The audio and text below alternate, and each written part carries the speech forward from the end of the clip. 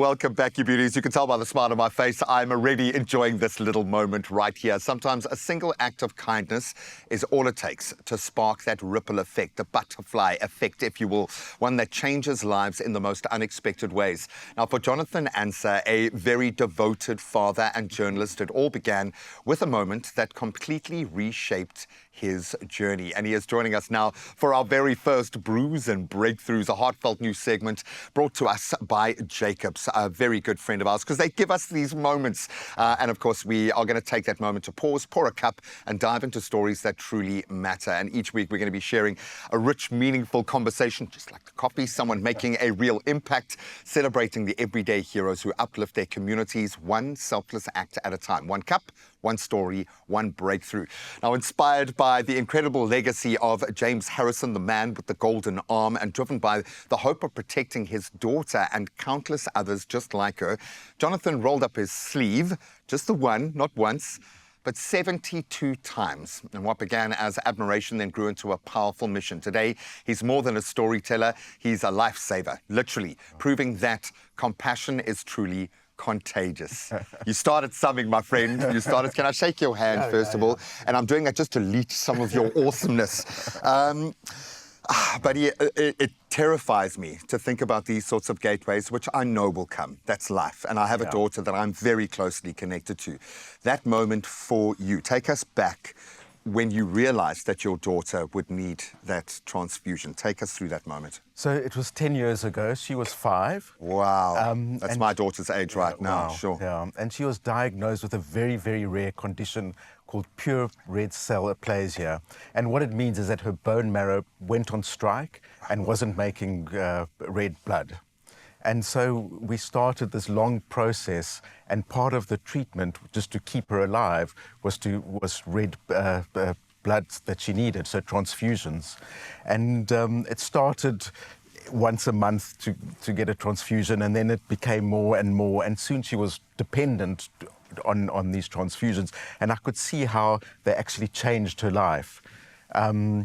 But so what happened was one day I was just sitting there with her while she was getting this transfusion, and it occurred to me that somebody had volunteered to go and donate blood, and I had always I'd always intended to donate blood, and I just never got around to it. And I thought to myself, because it's such a small thing, right? You always, I'm going to do it, maybe tomorrow.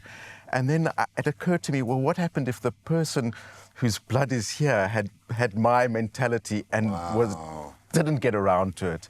And then I realized how intention is one thing, but acting on that intention is just what is needed. And so I so it's a source of pride that I've became but a also blood donor, a mirror, but also a source of shame that it took me so long to do it. And so so that was the start of my journey. It's incredible, and I think a lot of people have just had that same moment, hopefully, that you had in that time. How did you frame that moment and that time? Did you have time to even kind of wallow in what must have been awful for you, or was it all about your daughter? How did you put it in perspective? Well, it was about her, because it was about treating her and making sure that she was okay. But it also it made me realize my responsibility to actually be somebody who rolls up their sleeve. So and it's such an easy thing to do.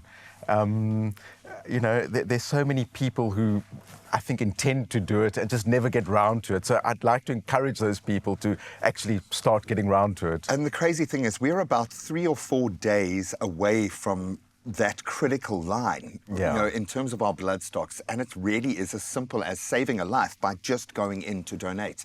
How is your daughter?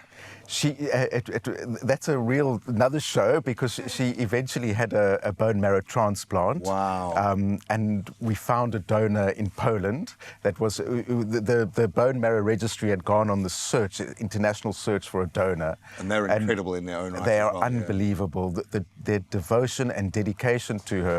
And they found one person in the world was her perfect donor, and she's a naughty 16-year-old girl. Rock on, girl. You rock on. Give him as many grey hairs as you can. In fact, my grey hairs appeared when my daughter came in. I'm not asking her name because her No, anonymity yeah. is up to you. Yeah. But feel free to share it because I'd love to just scream an affirmation at her right now. But 5 years old, that's a lot to go through at that age, and to have that as the context of your life. Seeing her go through this journey and how she has dealt with that, what has that meant to you or brought to you? Yeah, her name is Rachel. And Rachel, you're awesome, girl. And she did write a book about her experience, which the Bone Marrow Registry kind of published. But you know, she did it with such a sense of kind of just strength and resilience, and you see the resilience of children. And during our journey, we were at the Red Cross Children's Hospital, and we saw all these children going through some terrible situations. But, you know, they're remarkable. They really are unbelievable, and it gives you strength to see, you know, like for me, I was this father who was watching my daughter going through this terrible thing, but actually I drew strength from her. It's like that, hey? Yeah. Well, we're all going to draw strength from you right now. The process of donating blood, is it sore? Is it difficult? No, is it a hassle? It is so painless. The people who kind of put the needle in you are professionals. You don't feel anything, maybe a tiny little prick, but it's really painless. And they are so warm. You know, I don't know if it's a family, yeah. It's a family, it yeah. Really is. And I always feel like when I go in, I don't know if you remember the program Cheers. Yeah. And when Norm walks into the bar and everybody shouts Norm, that's what I feel like when I walk in, you know. You have been there 72 times, so we begin to understand that if you don't get quite that warm reception, don't take it personally. Jonathan has been doing this for the better part of a decade now, but an incredible moment. Thank you so much for sharing, and hopefully that's inspired you to just go and to do it. Whether this is that moment for you or that thing in your own life, hopefully Jonathan's story shines a light on the extraordinary impact of everyday heroes. And there might be one standing right next to you right now, seated, if you will. And with Jacobs, Brews and Breakthroughs, we honor the strength, the kindness, the courage to uplift. And it's just one inspiring story at a time, one powerful breakthrough at a time, but it's a beautiful jumping off point. I'm going to shake your hand again and say, Rachel, we love you, girl.